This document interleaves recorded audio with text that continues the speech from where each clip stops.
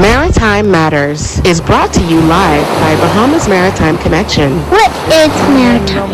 Maritime, simply put, relates to navigation or commerce on the high seas. Some say money makes the world go round.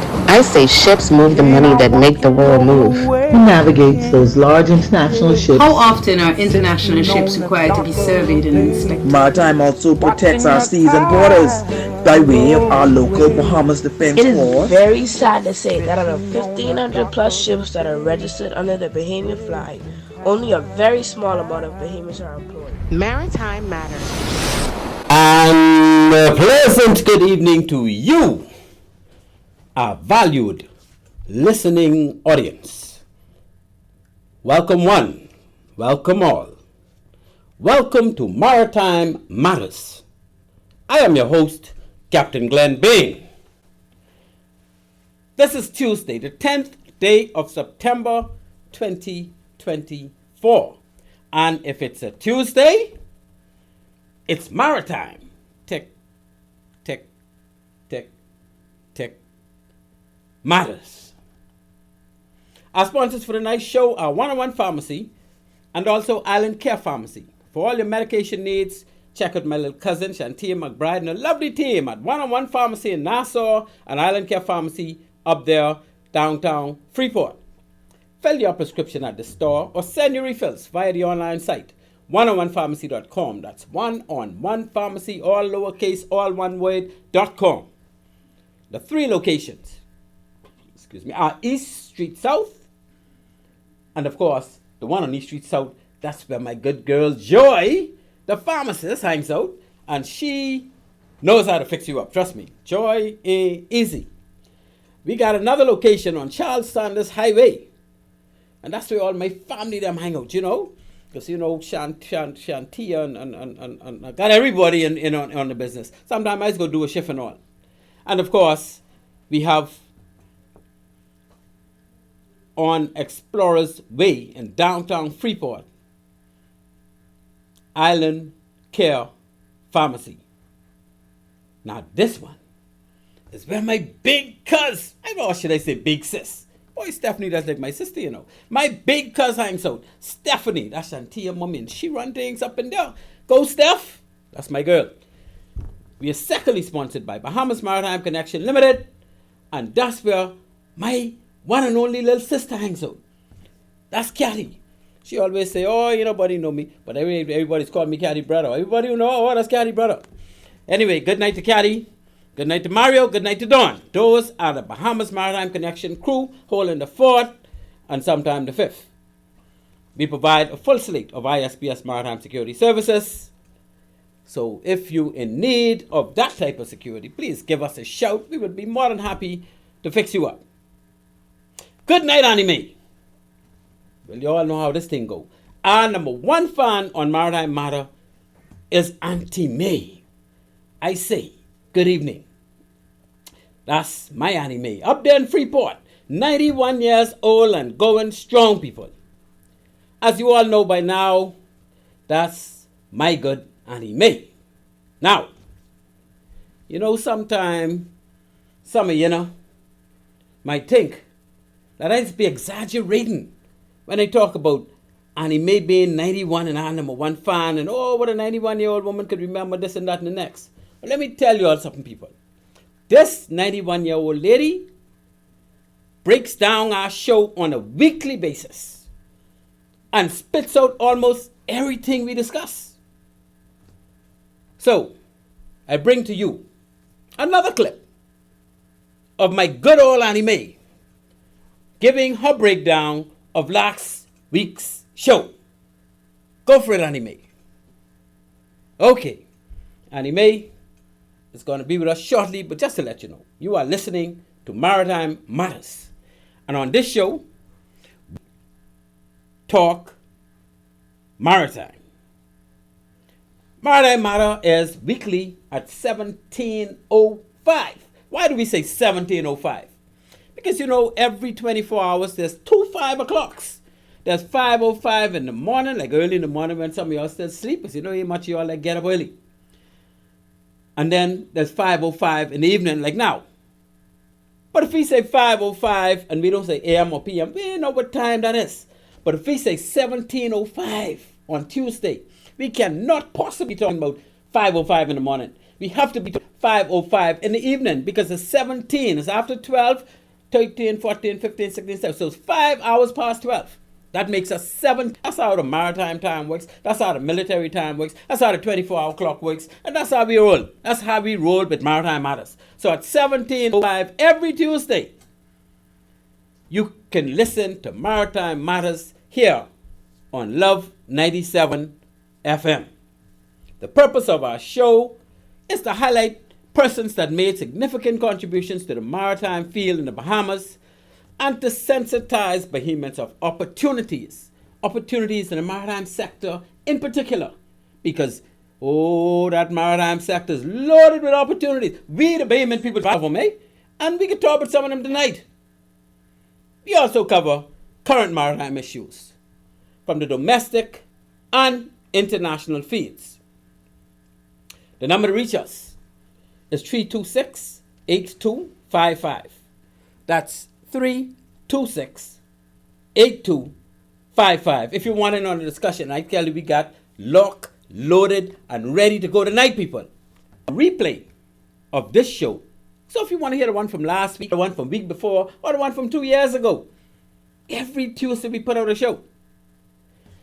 Excuse me. Oh, let me drink some of this good water. If you want to hit us up via our YouTube page. That's Maritime Space Matters Space Bahamas. So Maritime Matters Bahamas.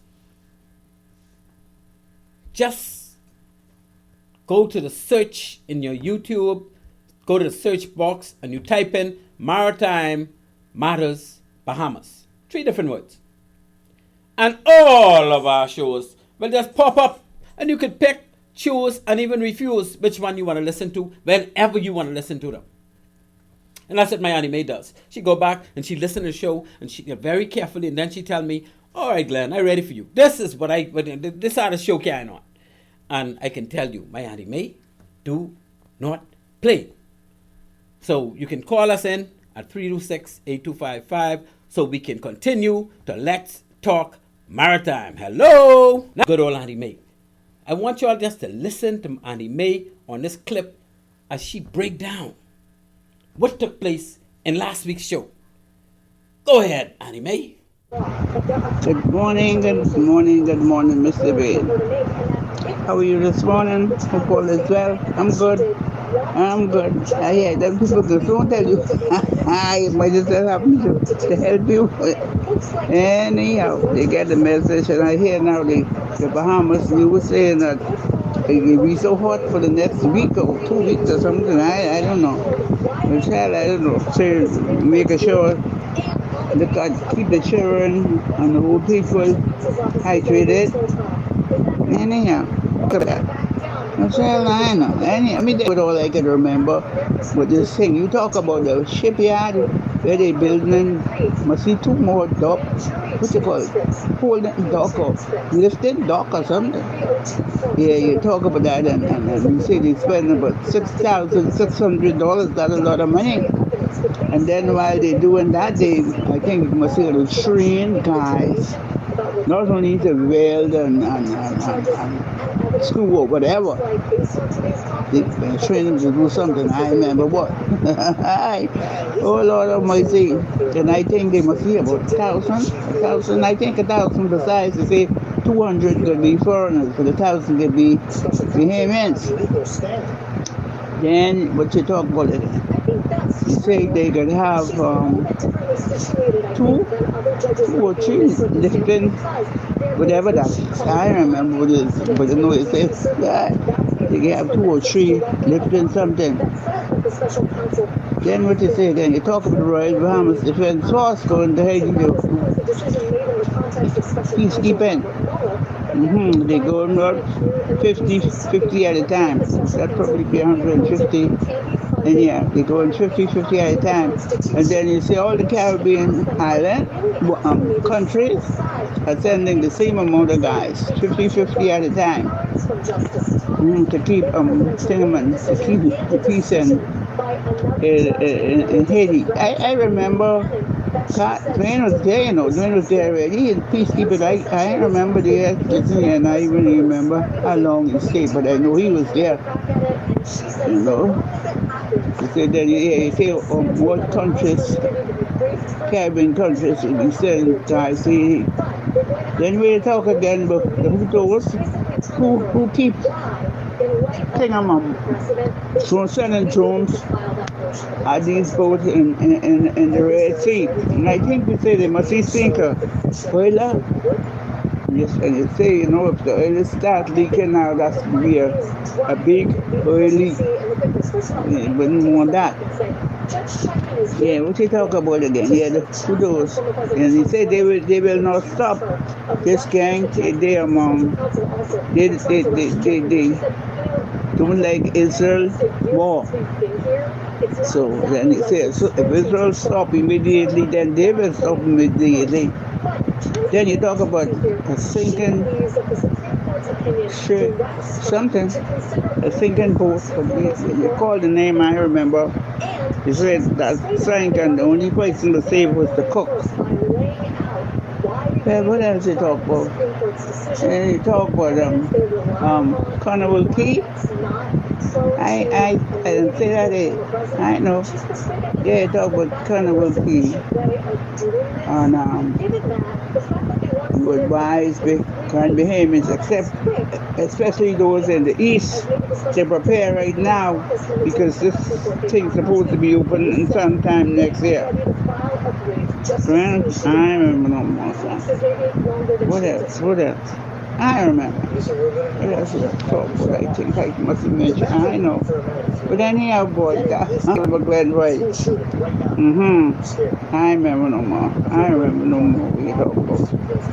So that's that. But then again, ain't nobody calling. They're not interested in whatever was going on. I know. I don't think so. My phone was on. Yeah, I was listening. So you know what to call. Nobody called in. So they must be wasn't interested. I think I hear everything. Anyhow, Glenn, baby, I'm okay. Thank God I'm alive. God be good this morning. I slept well. Even though the power gone last night again. The power gone last night. But it wasn't too bad. Because it went off earlier, but after 7 o'clock, and it came back on about 8:30. So that wasn't too bad. But I was planning from going off till I come back. So it wasn't too bad because it was early, But the other night, Jesus, I know what time it was. Boy, I don't know. Anyhow, the music guy do what I got to do. Well, thank God I'm alive and the wake up this morning. Really wasn't too bad last night now. Because after that, I watched TV and go and sleep. So I hope you're doing all right this morning. Well, that over. I know what you're willing to do next. But I hope you're doing okay. So you take care. Have a great day. And know I love you. Be blessed, darling. Yes, indeed. Ladies and gentlemen, did you hear that 91-year-old fine fillet regurgitate almost everything we talked about last week on Maritime Matters? So when I be bragging about my Annie Mae, I be bragging because she just astounds me almost every lap. And you can imagine you talking and she bringing these things up. And anyway, Annie Mae, hats off to you, honey. You just keep ticking on, keep rolling on, because you know how we go.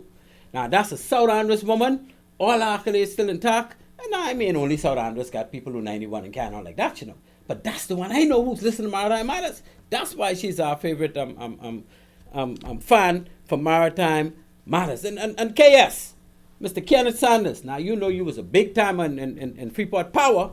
And Annie Mae need to be fanning and getting hot. And not only her, the whole of Freeport. The whole of Freeport, power been cutting off. He ain't cut off yesterday, though. But power been cutting off straight through. I don't know what's going on, but they say that used to be NASA, Freeport Power never used to be doing that. All of a sudden we start getting, I'm sure they're going to get it sorted out soon enough. But Annie Mae should not sweat. So KS, Brother Kenneth, you just call your contacts, because I know you know everybody, and tell them, wherever Annie Mae is that night, please don't bother Annie Mae area. And that's how we need to roll with that, because you know we got to look out for our good old Annie Mae. Thank you very much. Ladies and gentlemen, our topics for tonight. And we got a long list, although we had to cut it short. We have to stick with domestic stuff because we couldn't get to the international stuff because we just have too much going on in our country. And you know we can't overlook what's going on here to talk about international stuff, eh? So next week we'll probably come back with a bunch of international stuff. But our list for tonight, we're going to talk firstly about GAIA. G-A-I-A. What is GAIA? Who's GAIA? Well, GAIA happens to be our Mother Earth. And she's fighting back for survival. And I want you to know the Earth as a whole is considered a woman. Just like how we talk about ships and say, boy, she rocking hard. You ain't gonna never say he rocking hard. When we talk about Mother Earth, you ain't gonna never hear about no Father Earth. Yeah? When we talk about Mother Africa, you ain't gonna never hear about no Father Africa. When we hear about England being the motherland, you ain't gonna never hear about no fatherland. Because when it comes to these type of things, it's always a female, eh? And I know all the details why, but that's just the way it is. So GAIA is our Mother Earth, and she's fighting back for survival. Why is she gotta fight for survival? Because the Earth, just like everything, all living things, all plants and all animals therein, wants to survive. And when we start putting out all that carbon dioxide in the air to block the Earth from breathing. Now remember, the Earth does breathe. During the night, the Earth cools down. In the daytime, the sun comes up and heat the Earth back up again. But what's supposed to happen is when it heat the Earth up and all that heat start coming out of the Earth, that's supposed to go into space. But it ain't reaching space no more because man, in our infinite wisdom, created a lot of machinery. And every time one of those machinery turn on, it releases carbon dioxide in the environment, in the atmosphere. And that carbon dioxide blocks up the surface of the Earth. Not the surface as in where we stand. The surface couple miles above our heads. They just go up there, form a blockade, and then they take in the heat. They absorb the heat as it comes up and don't allow it to go beyond them because as they absorb the heat, they expand. And then they form a blockage around the Earth whereby the heat is trapped between the Earth and the ring of carbon dioxide up there. And so the next day when the sun heats up the Earth again, the heat rises and it can't go into space, so it's blocked again. And every day it gets hotter and hotter and hotter. And that's why we had so many days this year, 2024, that were the hottest ever in the history of time of recording temperatures on Earth. The hottest ever. And that happened because man decided in our infinite wisdom, we're going to use what the Earth took out of the environment or out of the air. You know, the Earth actually takes carbon dioxide out of the air. GAIA, Mother Earth, by way of those rainforests that sequesters carbon dioxide out of there. Remember all those trees, they use carbon, they take in or they inhale carbon dioxide. And as a result, they exhale oxygen for the animals to breathe. So for the trees to breathe, they inhale carbon dioxide and exhales oxygen. And the opposite side of the plant kingdom is the animal kingdom. And that's how you know whether something is a plant or animal. What does he take in? Oxygen or carbon dioxide?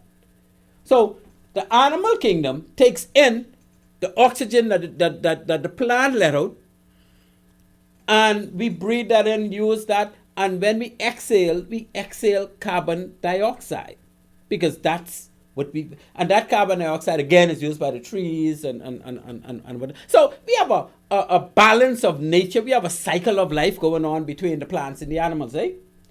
And GAIA, Mother Earth, tries to assist in that balance by sequestering the carbon out of the air, putting it through the roots of the trees, and storing it. Because now you remember, trees and animals don't like to waste good stuff.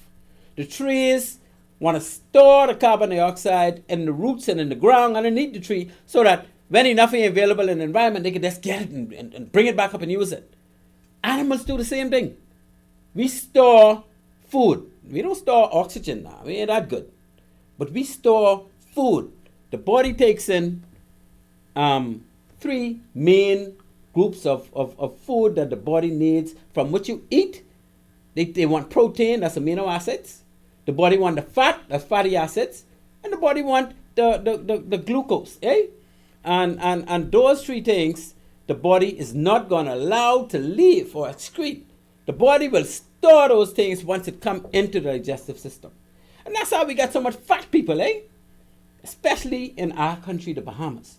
Get so much fat people because we eat and we think that we need to keep eating. And when we eat and eat, the body ain't going to let nothing go what it need to keep. So it find places to store them. And when it store all this amino acids and fatty acids and glucose, it makes us fat. Anyway, we ain't talking about that type of thing tonight, right? But what we're talking about is GAIA. GAIA actually sequesters out of the environment the carbon dioxide and use the rainforest and the seagrasses. And we know the Bahamas have more seagrass than any other country in the world because we got more banks where seagrass live than any other country in the world. And the seagrass are very, very greedy. They're something like Bahamian people. They will sequester the carbon dioxide out of the environment 35 times faster than those big trees in the Amazon forest. And the good thing about the seagrasses and the mangroves is they got so much space under the sea to store the carbon dioxide, because the banks don't have nothing to stop it from going underneath, and all of our banks is full of carbon dioxide. And then that's one of the reasons why our waters are so pretty, eh? That's why when astronauts go to space and they look back at the Bahamas stands out brighter than any other country in this hemisphere. So when they want to tell which part of the earth they're looking at, they look for 2 things.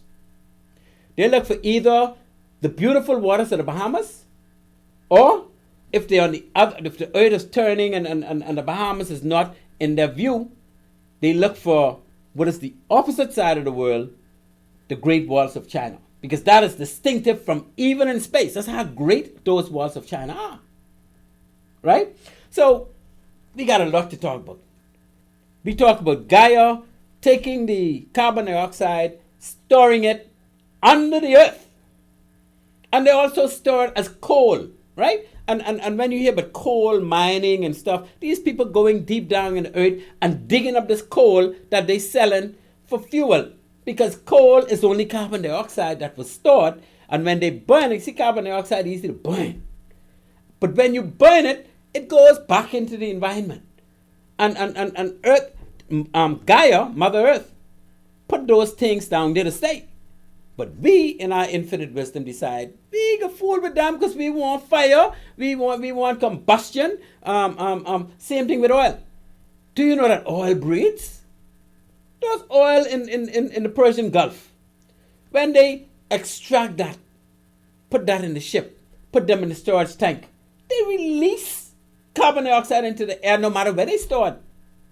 They don't just sit there like they dead. No, that oil releases carbon dioxide on an ongoing basis.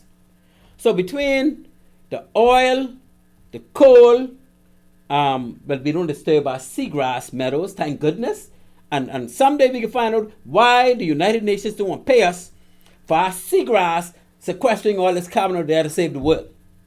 Because that's a problem for me. We need to fix that, right? But GAIA, our Mother Earth, is fighting back to survive.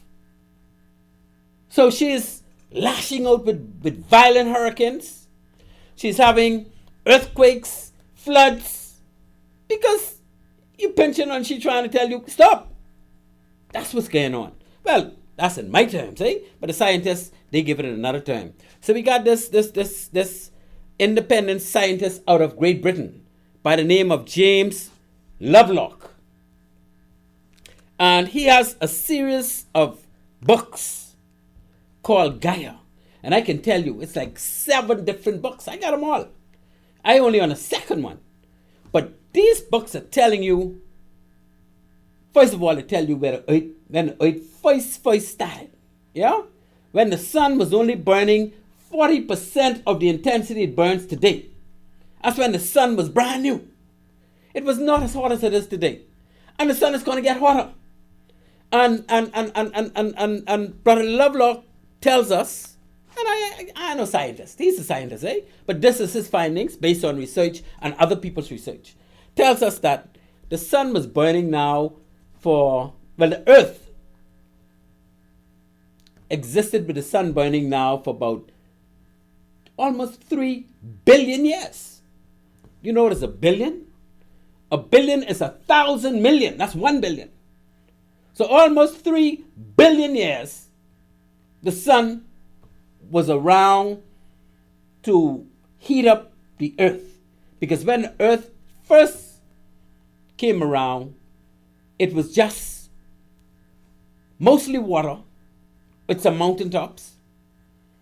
And as time moved on, and I don't know the exact, maybe 1 billion years into it, the earth shifted and the mountains became more grounds, more earth coming out of the water. The waters, the north and south pole, because the sun now is shining around the equator. So the north and south pole soaked up a lot of that water and turned it into ice, which revealed more land. And as a result of all of that, we ended up now with an earth, with the sun, because initially they didn't have as much oxygen in there as they have today. So when animals started to come around, they started from the animals that didn't need as much oxygen. That's why they say man came from ape. I don't know if it's true. But the apes were able to breathe with less oxygen than we have today. And eventually we turn into what we are now. And we got years and years to go. We ain't no big turn on another 1 billion years from now. But they say the earth is only going to last. Well, the sun is only going to burn. And you know the sun is one big ball of fire that is fed by nuclear. And after 4.5 billion years, and we're already almost to 3 billion, the sun will have no more energy from nuclear and it will just die a natural death. And when the sun dies, of course, the earth wouldn't have the heat, wouldn't have the sunshine and all the rest of that. So anyway, this show is not about too much of that, but I said that just so you could know. Gaia, or Mother Earth, is fighting back for survival. And that's the reason why we got to go to renewable energy. Renewable energy means that we are going to find a source of energy that does not depend on carbon source fuels, what we call fossil fuel. Anything like the coal coming from the coal mines, or even the coal coming from the roots of the trees where we do in the Bahamas and the countries in this region. We shouldn't be touching it, right? So we need energy. From what? From the sunshine. That's why we call it solar energy. We need energy from the wind. That's why I got so much wind farms that are now being designated worldwide to those countries that do not get enough sunlight year-round to keep them going. They're going to get windmills so that they're going to replace the fossil. Come 2040 to 2045, there'll be no more use. All the fossil fuel use will be finished with. Because if you burn all fossil fuel after 2045, well, first of all, it could be outlawed. You ain't going to be able to burn it. And you may think, say, oh boy, that's only 20 years down the road. Yeah, 20 years down the road, we ain't going to have no more need for gas stations. Because there ain't going to be no more gas. We got a phone call. Oh boy, y'all disturbing me now. But that's all right. We are on Maritime Matters, and we're about to go to our first break. But first, let's get this phone call that is coming in. Let's talk maritime. Hello. Hey, my brother, how you doing? Hey, top shape, and getting better, my friend. What's happening up there in Freeport? Man, do you know that everybody is a gas station? Well, I know if everybody's a gas station, but I know if everybody's a gas station playing, that means it'd be around come 2045 to 2050, because all fossil fuel will be finished with. All cars will be running off batteries. All will be electronic vehicles, EVs. You see them? They don't start, you know. Yeah, but guess what? Between me and you know what I mean? Everybody can stay farting. Well, you know, what will happen to that gas? Well, the farting gas we don't use, do we?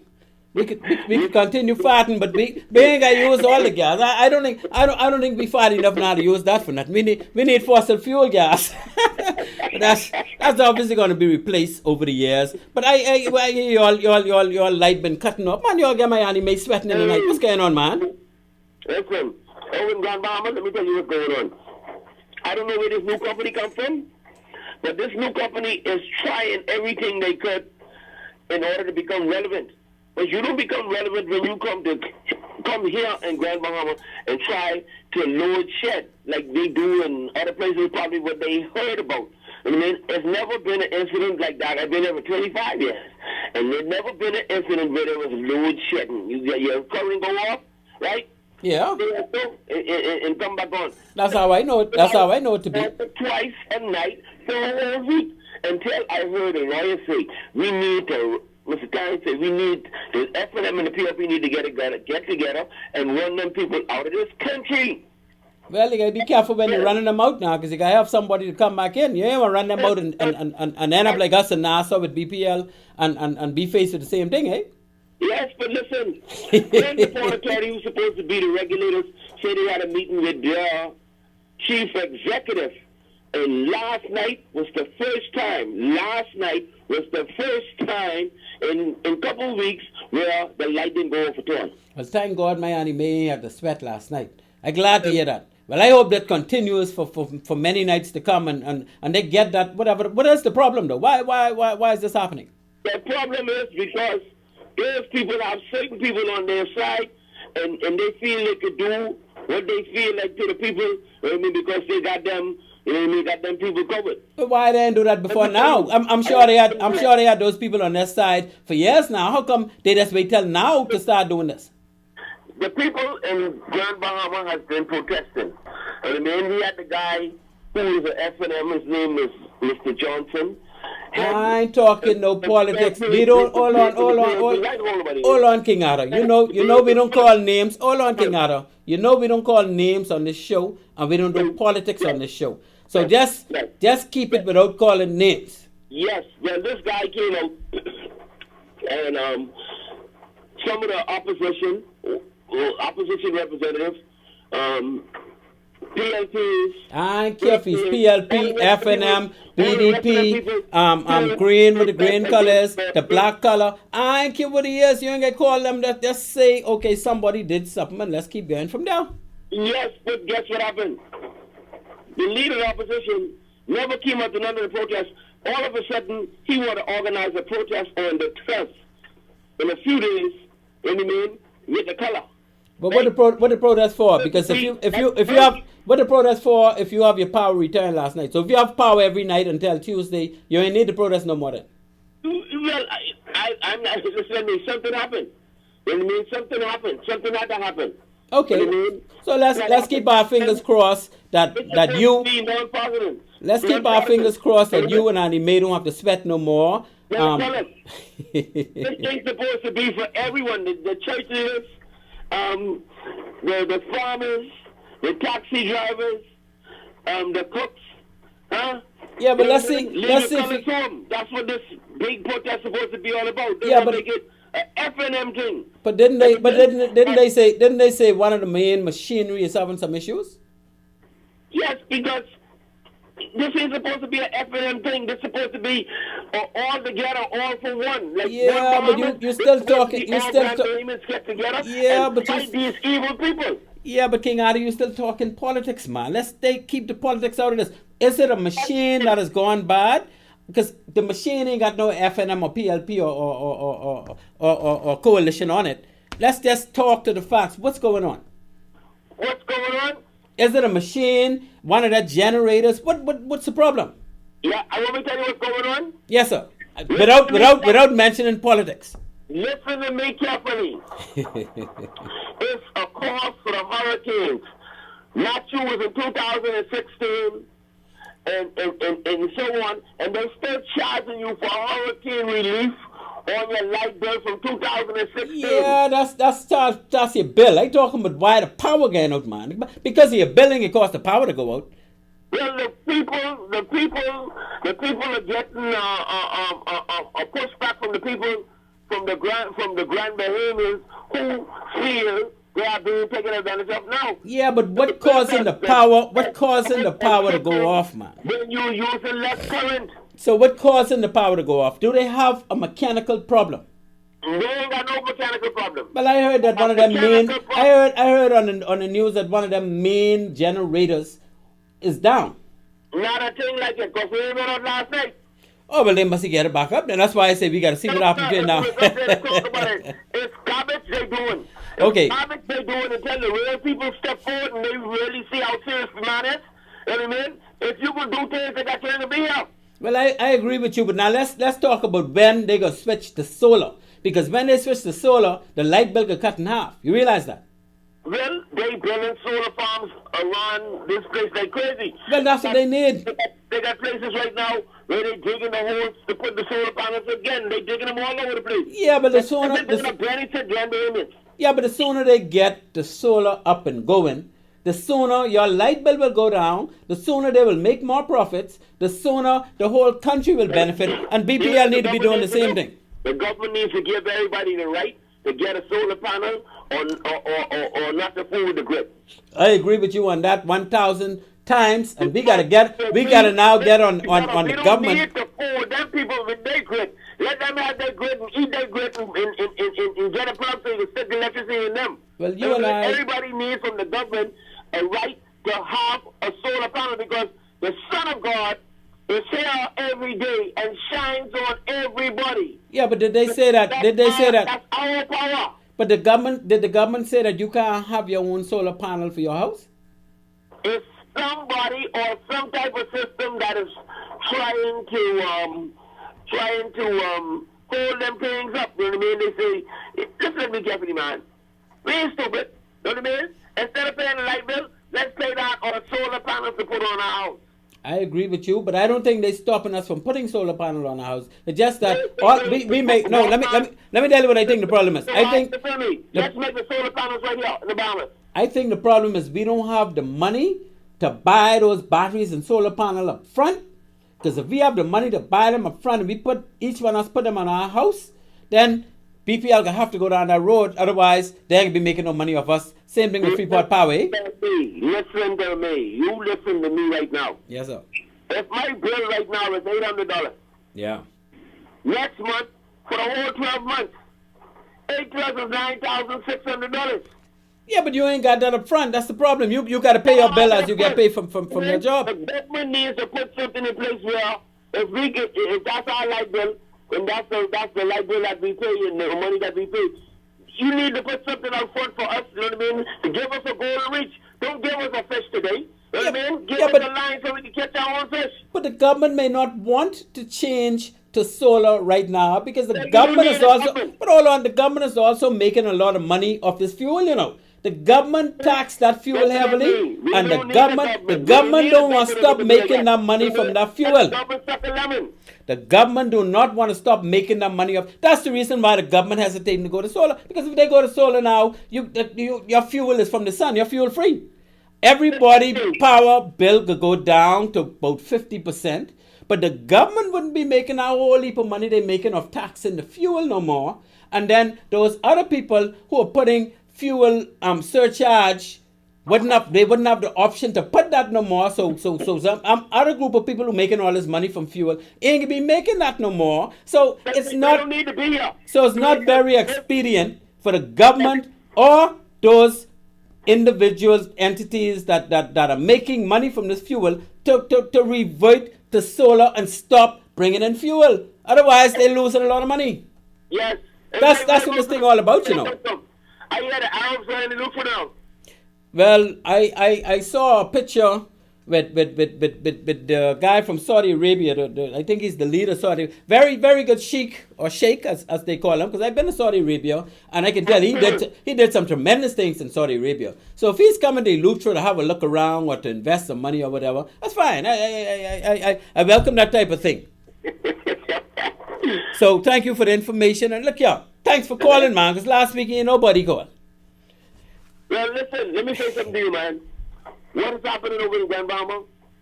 They have put a hurricane charge on your light bill that's supposed to last for a certain period of time. Yeah, but I mind the hurricane charge because you got to remember somebody got to pay for the damage the hurricane did for the electrical company as well. Somebody got to pay. It got to be the people who use the power that have to pay, right? But my thing is, why are you killing the power, cutting the power off in the middle of the night and stuff like that? We need you to at least be paying for it, so keep our power on. That's what I said. Yeah, but tell them leave any May on all the time. Ah, now you feeling me. Don't fool. I feel it for you know, because I don't want you to sweat. You know what I mean? Right now, you know what I mean? You don't sweat all too long in your life. You know what I mean? It's time for you to just call out and chill, sister. Thank you very much, King Arthur. Thank you for the call, myself, my brother. Right. Okay, King Arthur threw me off a bit, but that's my dog. So some of the things he and I discussed, those things are coming up later. So ladies and gentlemen, we talk about the renewable energy, the anticipated death of fossil fuels after 2040. Between 2040 and 2050, the fossil fuel will just die a natural death because everything will be replaced by renewable energy, solar, wind farms. What the other thing is that some of these companies using to provide the thing with the aircraft carrier them is used, with the sun is used, nuclear power. They're making nuclear power now so that it can be used in the commercial arena. And like I say, aircraft carriers were using them now for years and they work. So we can see the fossil fuel being replaced, and it will be replaced by 2045. This is a fact. This is a foregone conclusion, and there's a lot going on now, as I can tell you, and maybe not in this show, but certainly in the next show, the huge amount of things that are happening worldwide to usher in renewable energy. That's going to wipe out and take over. Even by 2030, a lot of things will change. I knew your former president, Donald Trump, talking about drill, baby, drill. And we know what that means. That means the former president, if elected in November, intends to have the United States utilize all of that storage of oil that they were holding as reserve. Because that president knows, that former president knows that by 2030, you wouldn't even be able to sell most of that anymore. Because renewable energy would have taken up so much of that energy that hardly anybody's even going to want fossil fuel. They ain't gonna need it for the car. They ain't gonna need it for the power supply company. They ain't gonna need it for the ships. They ain't gonna need it for the plane. Everything changing. Everything is changing, my people. Is that a call, Mr. Producer? Is that a call? Oh.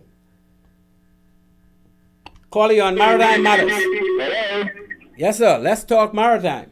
Yes, sir. I joined the show late in the water. I asked you a question. Go right ahead, my friend. It is in the best of the government's interest to reduce inflation, is it not? It is in the best of the country's interest and the government. To reduce inflation. Yes, sir. It is in the best of the government's interest. Yes, it is. You're absolutely right. Yes. So, if the government can cut down on the electricity costs for most of these businesses, then that savings could be passed on to the consumers and in turn reduce inflation or keep inflation down a bit. Don't you? Do you agree? I agree with you 1,000%, my friend. Good.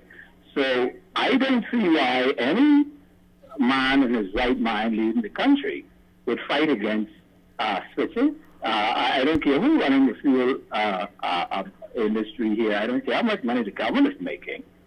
But the people need that savings because inflation is one of our biggest problems, if not the biggest problem we have in the country.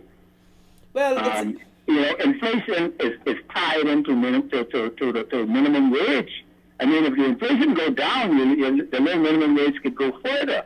And if the government is interested in easing the burden for the little man, he's got to do something with that electricity cost. Do you agree? I agree. And based on what's going on, I can say to you that it appears obvious that the government is more concerned about the money they're making off this fuel coming in. They're making a lot of money off government taxes, fuel heavily, you know. And if they were to put solar in place, all the money could be going out of the treasury or the budget. Yeah, I'm aware of how much money the government is making, but the government has to bite the bullet on that and do what is best for the people. Well, if you're a right-thinking leader, you would understand that would be best in your interest too, because that would be something that the masses will feel immediately. Well, the masses have to make that happen because if it's left to the government, who is making money off this thing, and some of those private interest groups who are making massive amounts of money off this thing to change and cut out those monies that they are making, it wouldn't happen.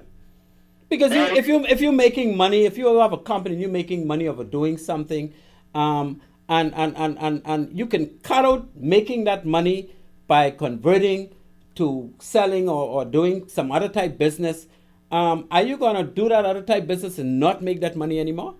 But as a government, that's one part of looking at it from a private standpoint. But the government, the people have to hold their feet to the fire and make them accountable for this. We cannot just say the government is making money anymore because you're making money and we still waiting out here. We still got to go up, raise our prices are very high, almost out of the reach of the common man, and our goods are now not affordable for the people to purchase. Yeah, but how are we going to do that if we can't get together as a people and get even 1% of our population to come out to a protest? Yeah, well, you see, that is it, Glenn. And that's something I'd like to talk to you about on our show. When we talk about get together, that is something that we need to formulate. That is something that we have not been able to do, or we keep failing because the people just don't show up. No, they're afraid. They're afraid for whatever reason, but I'm sure we got enough numbers to pull up at least 1%, man. We have the numbers. Now remember, protest means sacrifice. And people are afraid of that. Protest means sacrifice. And when they hear about sacrifice, that's when you see the numbers start to fall off and then go. Yeah. And that's something, I'd like to talk to you about that on another show, but that is the key to it. Yeah, I agree with you 1,000 times. 1,000%. Hey, thank you so much for calling, my friend, and take care of yourself. Such a wonderful call. They're the kind of calls we need. We need calls where people want to address why our government is not reverting to solar energy that will save the entire country from being so expensive. Because right now, as we know it, our electricity bill alone is causing businesses to go up on their prices. The food store, do you know how much power the food store uses to keep that air conditioning going, to keep all those coolers going, and to keep everything electric, all the cash registers and computers and everything they have. If they got to pay more money for electricity, how are they going to recoup that money unless they go up on the products? So if their light bill was to cut down to 50% because there's no more fossil fuel where they're adding on surcharges, there's no more fossil fuel where the government is getting so much tax and oil majors are taxing some more, all those big trucks driving up and down just to bring fuel to the gas stations for all the cars. You can imagine. And the sun can replace, because in this country today, we use just under 400 megawatts of power, and that's all alone. Under 400 megawatts. So if you can get enough solar panels, and that ain't that much compared to what I see going on in other countries, to provide 400 megawatts of power to a grid that's going to tie in with our already established electrical system, you will cut electricity down to about 40%. And in doing so, within about 8 to 10 years, every dime BPL would have spent for those solar panel infrastructure and inverters and all the rest of that to tie into our electrical system, they would have recouped every dime, and they could upgrade, because every year the batteries are getting better and cheaper. Every year the solar traps are getting better and cheaper. And it ain't gonna stop. It only get better all the time, my friend. So if they were to just take less than, I'd say, $300 million to put in this infrastructure that will supply more than 400 megawatts of power for New Providence and the Family Islands, we will no longer have these surging electrical bills. We will no longer have a handful of people making all this extra money by bringing in fuel. We will no longer have the government taxing the fuel before it even get to the pump to serve to us, before it even get to BPL to provide us power from it. So the country will win, because all business establishments can now lower or reduce their rates. But of course, that also means that the government is going to lose some of its tax money. That also means that some of these special interests will lose a lot of the surcharge money, and etc., and etc., and etc. Yes, I said it. And feel free to call in. The number, as always, 326-8255, if you want in on this discussion.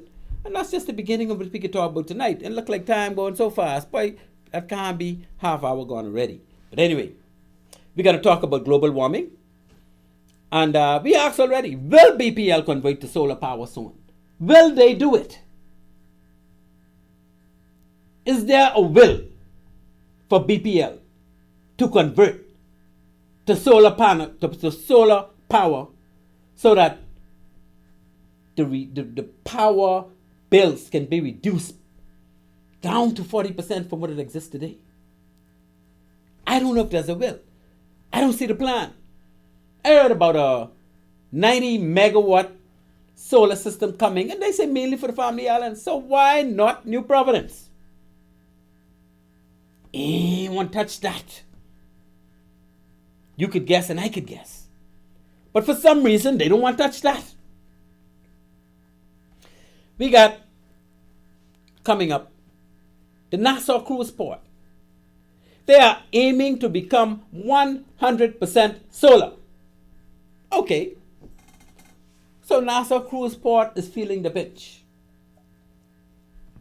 And while Nassau Cruise Port is saying, we're not concerned about saving money in doing this conversion to solar, we're more concerned about the emission of carbon in the environment, which is a very noble reason, eh?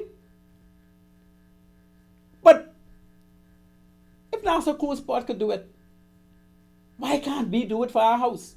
Why can't BPL do it for our sake? And then we heard about Commonwealth Bank. They are also eyeing solar. Because in this first half a year,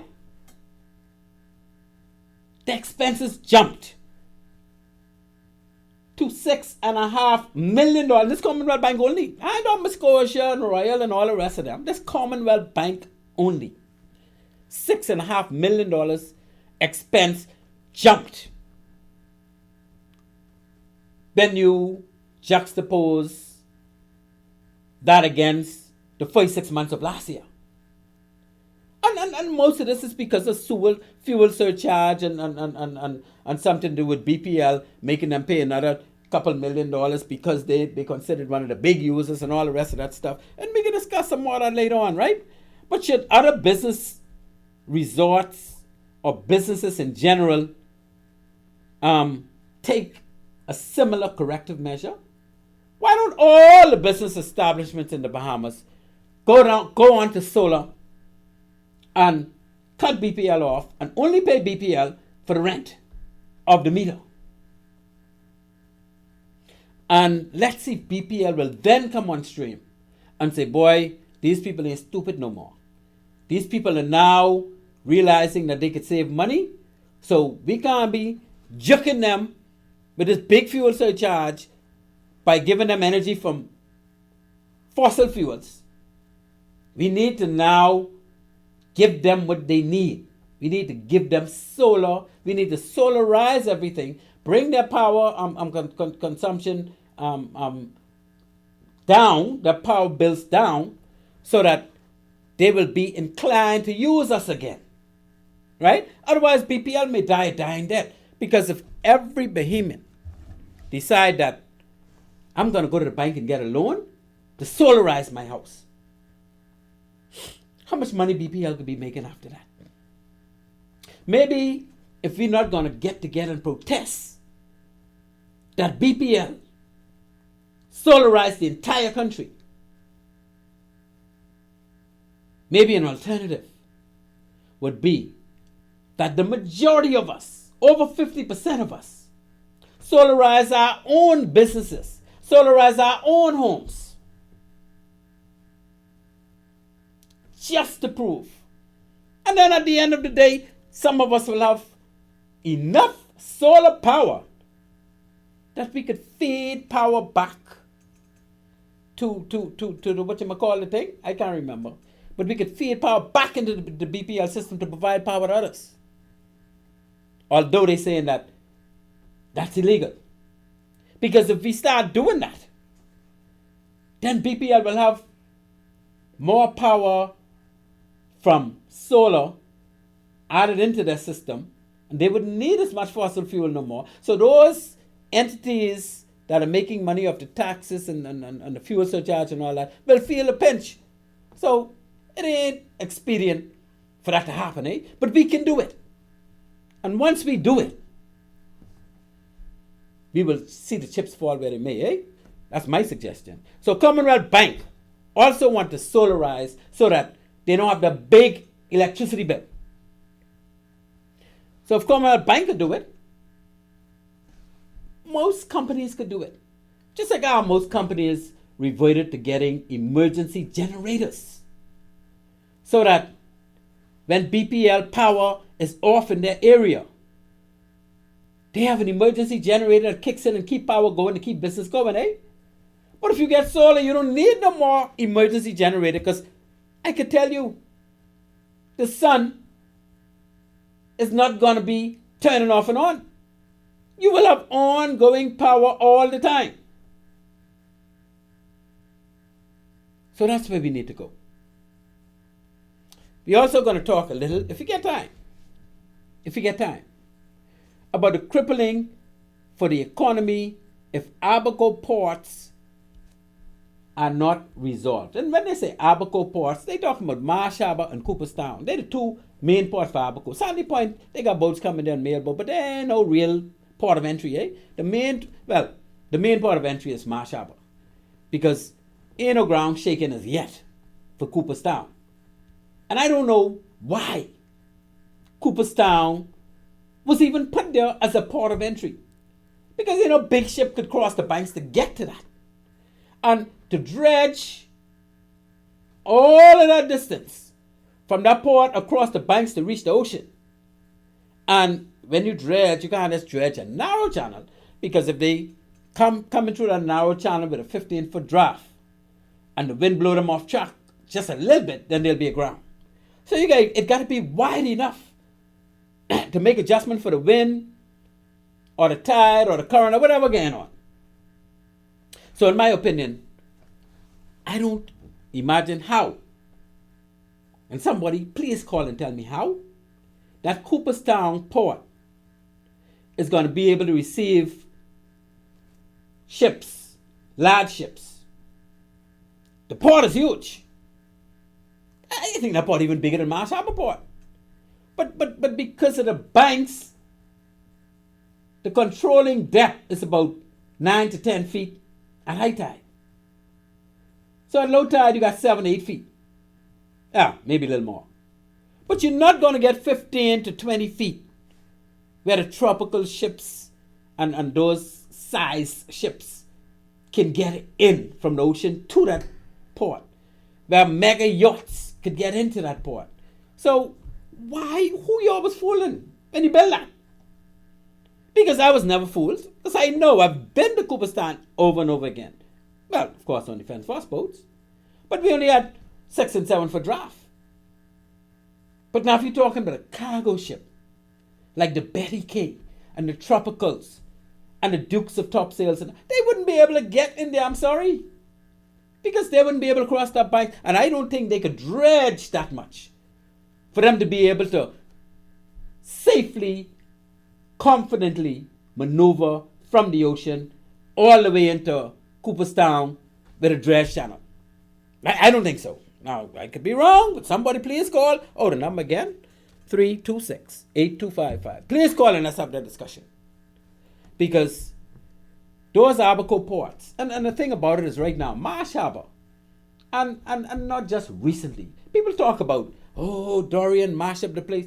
Before Dorian mashed up the place, from 2006, 2007, when I personally went there and audited that port facility, they were in a terrible state when it comes to meeting the compliance of ISPS, the international required security for port facilities to receive ships. They were in a terrible state, and they continue to be in a terrible state. And they could blame whatever they want to blame. It's just that they are owned by the government, and the government is not doing what is necessary to bring that port and maintain the compliance. Every other facility in the country, whether it be a cruise ship private port, whether it be one of those set in Freeport like Buckeye and Grand Bahama Shipyard and Freeport Container Port and Bimini with Resort World and Ocean Key with MSC, Half Moon Key,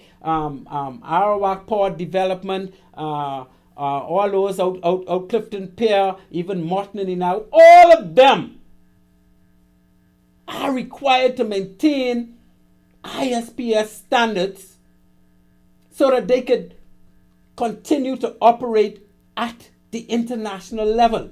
And all of them are doing it. Everybody except who? Except the one the government control. Marsh Harbor. Bloody disgrace, the British people say. What a bloody disgrace. Come on, government. Catch up. Do what you gotta do. Make sure that this country is not held hostage by the only government-controlled facility, which is Marsh Harbor, and get the Abaco people sorted out. Get it together, get it right. Do like you tell everybody else, do what you got to do to maintain your compliance. And that's what I got to say about Marsh Harbor. I even ain't talking about Cooperstown, because they were never compliant, because they were never really, and like I say, big ships can't even get in there. So that's my take on that. We got one or two other things, like the Marinas. They're saying that the worst Labor Day in decade is the one we just passed, eh? And this is due to BPL equity rate adjustment. In other words, BPL is so high because those Marinas actually allow yachts to plug in and use their power. But because marinas are considered one of the big fellas that got to pay this extra $3 million, whatever they got to pay, plus all those fuel surcharge and all that coming from BPL, the boats would come there saying, man, this is the highest in the world. We don't pay this nowhere else in the world. Why we got to be paying all this? Anyway, Mr. Peter Maury, my good friend, is saying to us, something have to be done, eh? We got a big development going on in Samson Key. Rosewood, you know what Rosewood is. It's a big hotel out in Bahamas. They want to put an infrastructure in Samson Key, which is right smack in the Land and Sea Park, eh? And it's a beautiful area. And one thing for me, I can tell you, I always believe in development. And if you're going to build something, you got to tear down something. If you want to buy a piece of property, you have a piece of property, now you want to build a house, you got to push all the trees down, and anytime you disturb trees, that's carbon getting there. Right? So, they want to build marinas, so they got to dredge. We can talk about the volumes and what is to be anticipated when we get back from our break. So, as you might imagine, we are locked, we are loaded, we are heavily laden with information surrounding these timely topics. We're talking maritime, people. You are listening to Maritime Matters. Move to our first break, and when we return, we will engage tonight's maritime discussions in more detail. Listen, people, you do not want to miss this one. At One-on-One Pharmacy, our friendly staff is ready to serve you. Visit us today for all your prescription and over-the-counter needs at our East Street South or Charles Saunders Highway locations. We're open Monday through Saturday from 8 a.m. to 8 p.m. and from 9 to 4 on Sundays. In a rush? Send your refill scripts online at oneononepharmacy.com or ask about our convenient pickup service. One-on-One Pharmacy, providing personal health care with people at heart. At Bahamas Maritime Connection Limited, we offer first-class maritime security services throughout the Bahamas and the wider Caribbean. As experts in maritime security, we specialize in production of ISPS assessments and plans, verification audits, certified familiarization training, and port security consultancy, just to name a few. Our services also include provision of a security force to maintain all required ISPS facility security compliance. For all your maritime security needs, visit us today in Nassau at our East Street South location or in Freeport in the Kipling building. Call us at 392-3515 or follow us on all social media platforms. Bahamas Maritime Connection, your leader in maritime security. Let's help you make the connection. We know what you want, and you know where to find it. Right here on Love 97 FM.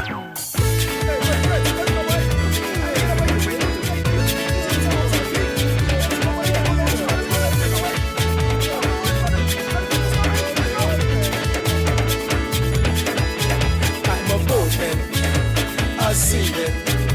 My work is on the water. Free diving, thrown out liners, how I survive.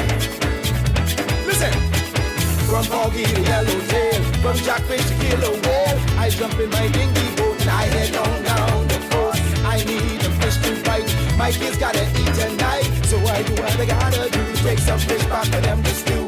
I've been in the trade long, and I was made strong by my father's hand. He said, get fish boy to make your man.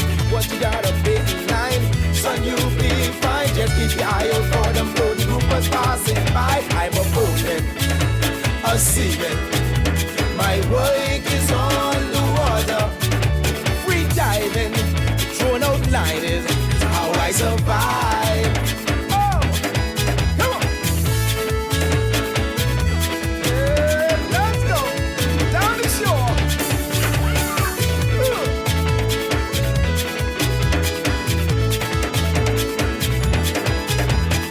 Many weeks I out to sea, your wife is missing me. Yes, I missed them too, but this is what I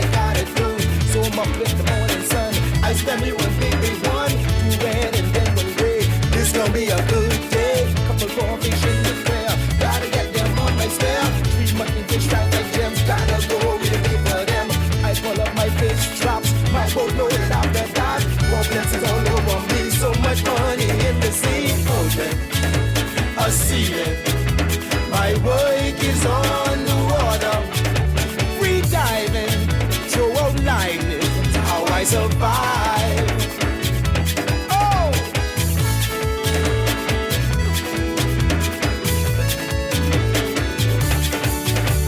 Yes, ladies and gentlemen, that is the great KB. That guy, he's just an amazing performer. He's a genius when it comes to putting these words together for these songs. I know what he say. I'm a boatman. Oh, that's me. A seaman. That's me again. My work is on the water. Free diving. Thrown out line is how I survive. Boy, KB, I want to sing that with you one of these days. But that fella he's just great, man. Ladies and gentlemen, welcome back to Maritime Matters. Tonight we're discussing a litany of topics, primarily dealing with renewable energy, global warming, but how we can get rid of fossil fuel, eh? We open up by talking about GAIA. GAIA is Mother Earth itself. She's fighting back to survive because man, in his infinite wisdom, decided to meddle with the natural balance of nature. And how does man do it? When the Earth stores carbon, man decides to dig it up. They dig it up in coal mines. They dig it up in oil. They dig it up in forest areas by clearing down forests and all the rest of that. And so all of this is contributing to an excessive amount of carbon forming a ring around the earth, that when the sun, that is in the middle of his years, because you know the sun is tipped, based on science now, this ain't Glenn Bain. Don't get on me, this is science, saying the sun is only going to survive for about 4.5 billion years. So it has been burning now almost 3 billion, so it's about halfway through. And it's hotter now than it was when it first started, which was only as hot as about 40% of what it is now. And it's going to get even hotter, right? And as it gets hot, it heats up the earth, and when it goes down, the heat from the earth is supposed to rise and go into space. But because man decided to take up all of this carbon and burn it for energy, it formed a blockade. When they burn it, it releases carbon. And that blockade is keeping the heat trapped between the earth and the ring or the layer of carbon. And that is what we know as global warming. And if that continues, my dear friend, we will have a situation where it's so hot, some of the animals will start dying out. Because you know, those animals in the jungle, you can't protect them from heat. Some of them will start dying out. It'll be so hot that the glaciers and all the ice that are stored in the poles will start melting and causing the ocean to rise. And countries like the Bahamas will be a thing of the past in a short time. And a short time does not mean your lifetime.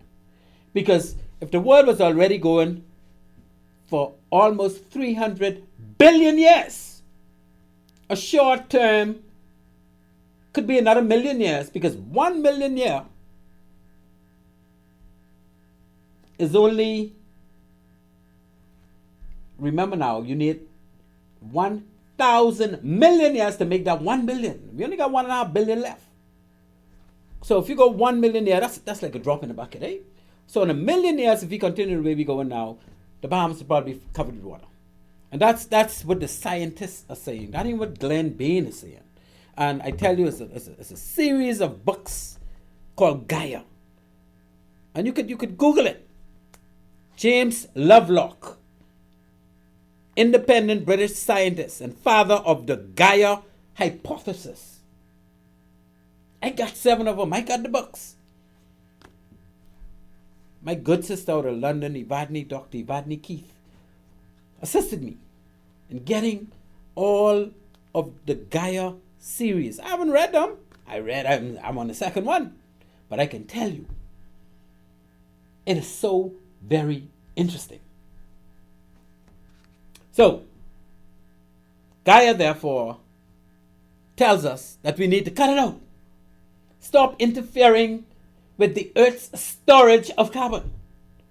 And for us to do that, we need to find a renewable source of energy.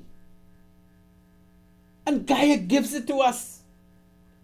GAIA gives it to us by way of solar energy, sunlight, heat energy, that can give the Earth enough to not touch the fossil fuel.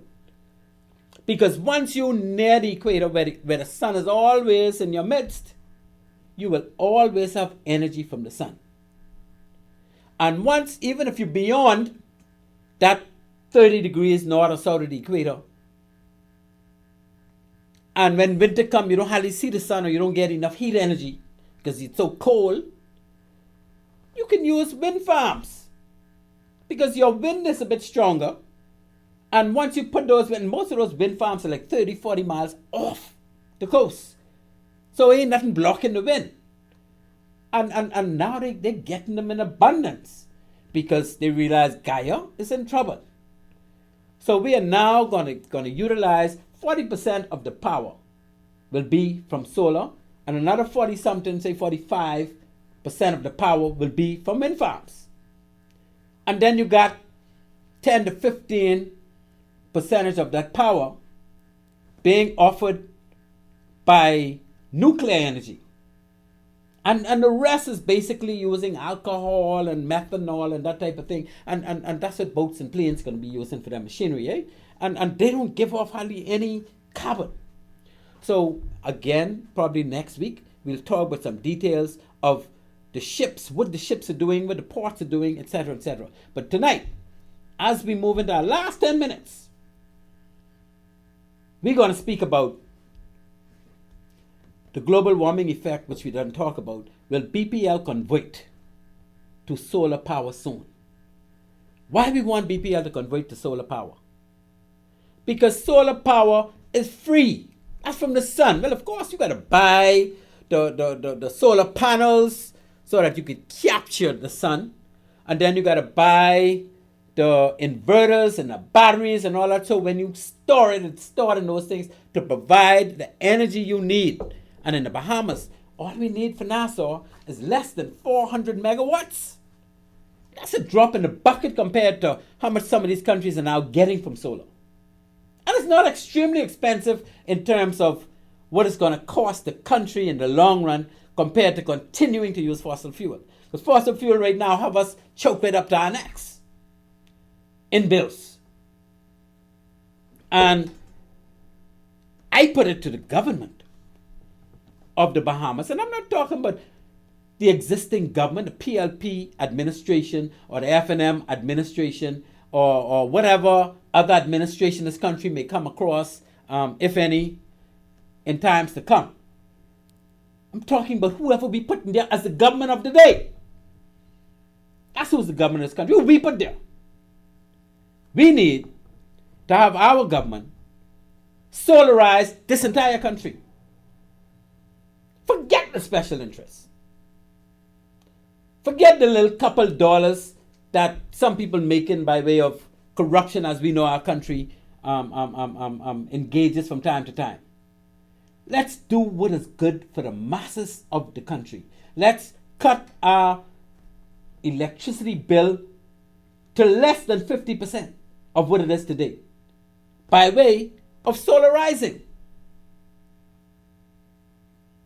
Let's put restrictions on the type of vehicles we could bring in moving into 2030. And after 2030, 2035, you can't bring in no more vehicles unless they're electric vehicles. And they're going to be plugging into what? To our BPL solarized system. And then we got something that said the cruise port aim to become 100% solar. But in that documentary that I read, it is saying that the cruise ship is only going to get solar. The terminal is only going to get solar for the operational buildings of and generation of the port itself. In other words, it's not going to get enough solar to supply the ships so that they can plug in and no longer emit fossil fuel when they had to dock from their generators. And I don't know why, because we're going to have to get there anyway. Ships are going to demand it, and they're starting to demand it already. You got ports up in Norway and up in Canada and some of these places where ships must plug in. Miami's moving to ships must plug in when they come in there, because they're not going to allow them to burn fossil fuel and put more carbon in there. So, of course, the port of Nassau is going to have to move to that. So, you know, we could say as much as we want now that we're only doing it for the infrastructure of the port itself.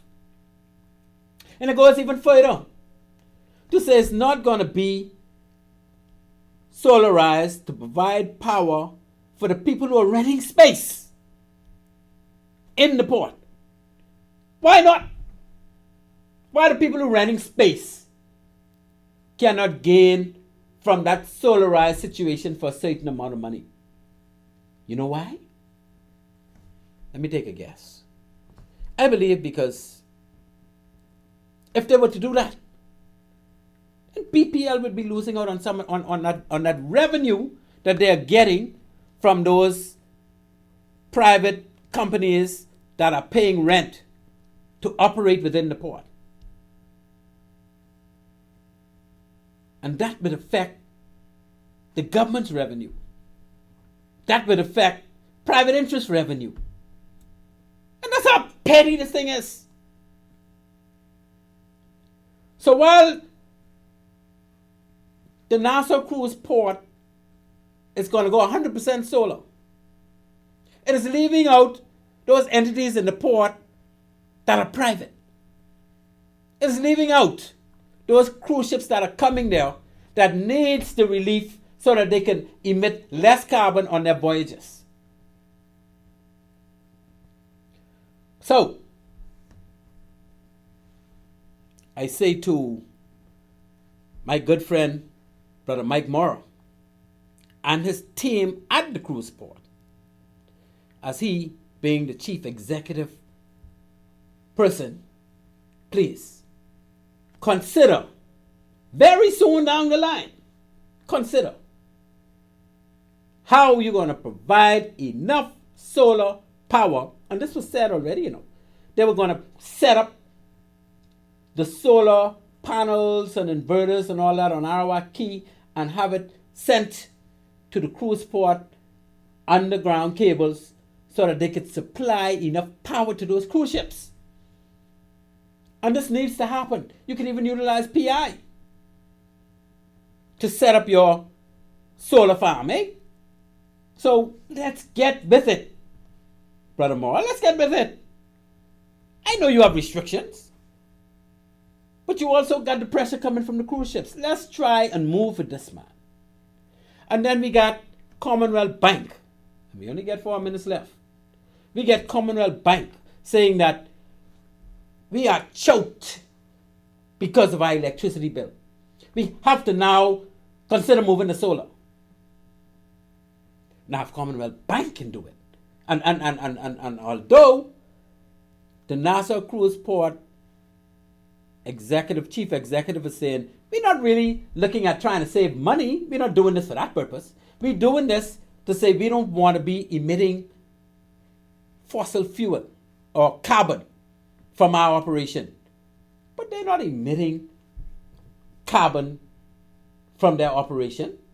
They're getting feed from BPL. But the cruise ship, when they come, they're emitting carbon, and they shouldn't want that to happen. The cruise ship don't want to emit carbon, but the cruise ship is not prepared or even going to consider plugging in and paying that massive amount that BPL will charge them. So you must get solar and charge them less. And this whole country needs to get solar so that everybody could be charged less. And we need to make this happen, people. The government is not inclined to do it, and we know why. The special interests feeling it because they're going to lose money. But it's us who are losing all the money now. Us, the majority. Us, the people. And I suggesting what we could do, but I know for sure what we can do is move to solar ourselves to start saving some energy use by way of plugging into BPL. And we can do it piece by piece. That's what I would suggest. And then we talk about the ports in Abaco. And we know that the government being responsible for the primary port, Marsh Harbor, which was ISPS compliant over the years, but they were not meeting the standards. And so the U.S. Coast Guard finding this out because they went there and they checked it out. And they were appalled because that's the only port in this country that they went to and realized that it's not doing what it needs to do. And the government continued to struggle. I don't know why. To get that up to standard. When you could hire me, I could bring it up to standard for you yesterday. Just have the money ready. But we need to get it up to standard for the sake of our Abaconians. For the sake of this entire country. Because if there's a real problem coming out of that port because it's not compliant, all ports in the Bahamas suffers, because what the U.S. may end up doing is turning away ships coming to them from the Bahamas because they're saying, well, the government having some issues with their ports and we're not going to be taking chances. And then we'll all be crippled. So the government is almost mandated to shut down that port soon to save the rest of the country. And as we move into our last minute, well, look like we're done there. Mr. Producer saying, give me one more minute to talk about my good friend Peter Murray, how he's saying that Labor Day was a mess. And all of this, again, stemming out of BPL rates being so enormous that it's close to causing these marinas to have to shut their doors. Because if the ships ain't coming enough to keep them employed, what else could they do? And even when the ships are not there, they're still paying because they get transformers and feed going to the docks. They have to keep that going. And they're paying for a lot. Then you're making it very difficult. So I say to Mr. Peter Murray, Peter, Brother Pete, if the Commonwealth Bank could solarize, if the cruise port can solarize, my brother, all your marinas need to solarize. That's all I'm saying. So we ran out of time. We didn't get to Rosewood Sampson Key. I don't know if we'll get there next week. But ladies and gentlemen, at this point, I want to thank my good producer, Mr. Craig Gibson, for keeping us going. As you can see, we were only able to take one break. And with KB saying, I'm a boatman, a seaman. My work is on the water. Free diving, throwing out liners, how I survive. That is what we're going to end up with tonight. I say good night to my good old Annie Mae, my sponsors, 101 Pharmacy, Island Care Pharmacy, Bahamas Maritime Connection, and of course to you, our dear listeners. We had much calls, but we had enough. I say to you, good night, and as always, Maritime Matters.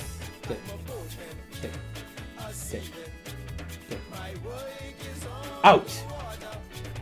Free diving, throw no line is how I survive. Listen, from foggy to yellowtail, from jackfish to killer whale, I jump in my dinghy boat and I head on down the coast. I need a fish to bite, my kids gotta eat tonight, so I do what I gotta do, take some fish back for them to stay long. And I was made strong by my father's side. He said, get fish boy to make your man. Once you got a big line, son, you'll be fine. Just keep your eye out for them floating groupers passing by. I'm a boatman, a seaman, my work is on the water. Free diving, throwing out liners, how I survive. Oh, come on. Yeah, let's go down the shore.